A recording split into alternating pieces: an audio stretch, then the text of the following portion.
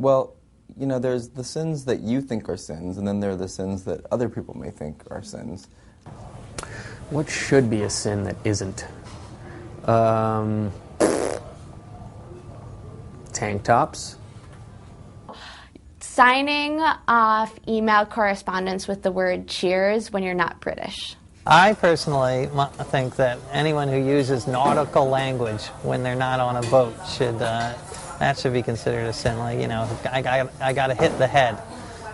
Or, you know, people call you captain. Things like that. That might be a good one for the 614th commandment. That question just doesn't make any sense to me because, you know, I don't think of things that way. Like, something that should be a sin probably is a sin if you think it should be. On men, hairy men. Like, I don't wear tank tops. I'm very hairy. If I do, they're not the kind that, like, cuts low. They stay up top and they go right here, and this is shaved. So.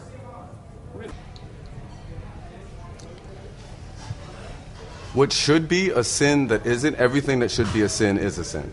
What should be looked at as a sin and people like just totally play it off, I think, is things which sins between a person and his fellow, bein adam lachavero. Because there are a lot of things that are sinful, although to the Jewish people's credit, dancing is not one of them. That, you know, there are other religions in which dancing is a sin, and we don't have to atone for dancing. You know, we are allowed to dance. It's not a sin. We don't actually do it very well. I mean, I don't know if you notice, like, the religions, like in Footloose, you know, where all the Baptists, they weren't allowed to dance, and then the guy comes in and they all start dancing, and they're great. You know, they just have this natural ability to dance. Whereas Jews, it's not a sin. We dance all the time, and, you know, it's not so pretty. Like, it's written that to embarrass somebody in public is the worst possible sin that a person can do, worse than murder, worse than, you know, anything going on in Gitmo. What should be a sin that isn't is labeling things as a sin that shouldn't be.